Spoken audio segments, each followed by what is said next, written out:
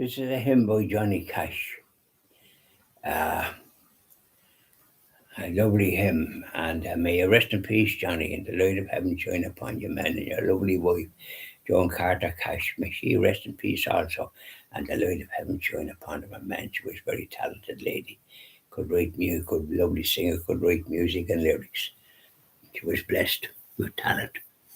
May they rest in peace and be happy forever in heaven with all the ancient saints. Were you there when the crucified my Lord? Were you there when the crucified my Lord? Sometimes it causes me to tremble, tremble, tremble. Were you there when the crucified my Lord?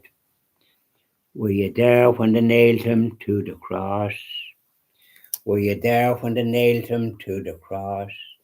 Sometimes it causes me to tremble, tremble, tremble. Were you there when they nailed him to the cross? Were you there when they took him down from the cross? Were you there when they took him down from the cross? Sometimes it causes me to tremble, tremble, tremble. Were you there when they took him down from the cross? Were you there when they laid him in the tomb?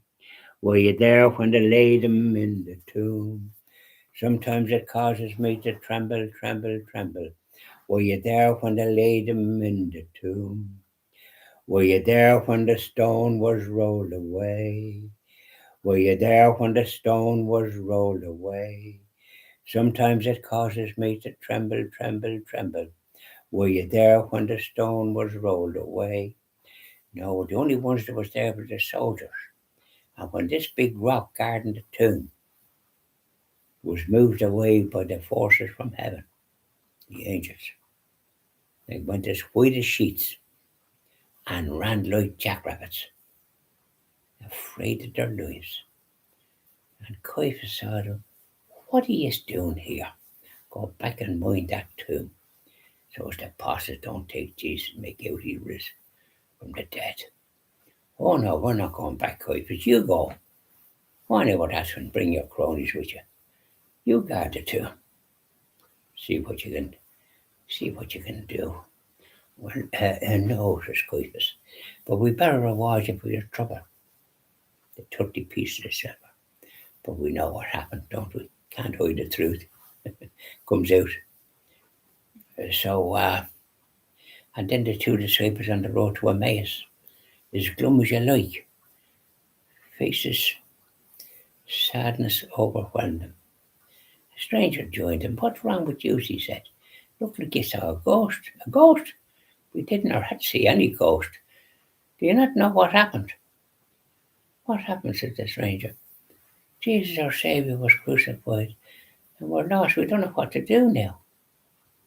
So the stranger walked with them around the road to Emmaus, 6 miles, and he spoke about the scriptures and so on, and their spirits lifted. They felt like whistling, but they didn't. They asked an odd question: "Is that so?" And they were, their lives, they were different men altogether. And then it was getting dark, and the stranger was about to go on. They said, "Hold on, where are you going? Come and join us and have a bite to eat and stay the night and continue your journey in the morning." "All right," says he. "I'll go and join us. Thank you very much." "Oh, you're welcome," says they. And off they went. With the breaking of the bread, they recognised Jesus and he disappeared. They looked at one another. "What do you make of that?" When their hearts lifted when that stranger joined us, we didn't recognise Jesus. I said, "He's gone now. What are we going to do?" "Well, what we're going to do is go back and tell the apostles. We were tired, but this is some good news. Can't be keeping it to ourselves." So off they went in the moonlight night, whistling and singing hymns and all the rest of it. But the apostles believed them when they rapped on the door. Prayed not and didn't believe Mary Magdalene. When Jesus appeared to the apostles again in the upper room, showed them the wounds afflicted in his body, he told them, "I sent you messengers, and why didn't you believe them?" "Well, we're sorry," says they. "Forgive us. We were so upset ourselves that we couldn't believe on that." So we're very sorry, and so Jesus forgave them. But then Thomas wasn't there when they told Thomas. Thomas wouldn't believe either unless he could touch the wounds in our Saviour. So Thomas was there a week later when our Saviour arrived again. And he says, Thomas, put your hands here to point to his wounds. Thomas did what our Saviour asked him and fell to his knees, saying, My Lord, my God, ashamed of his unbelief. And Jesus looked kindly at him. You believe because you have seen. Blessed are those that haven't seen and yet believe. And that's Catholics down the centuries who believe. And we shed a tear when we contemplate the passion and death of our Saviour, the cruelty. There you are. What's that in your pipe and smoke it? That's the story. And it's always as well to tell the story because you never hear it anywhere else. But you're hearing it from me every day. So it'll get through. And you go do the same. Bye now and enjoy the rest of your day.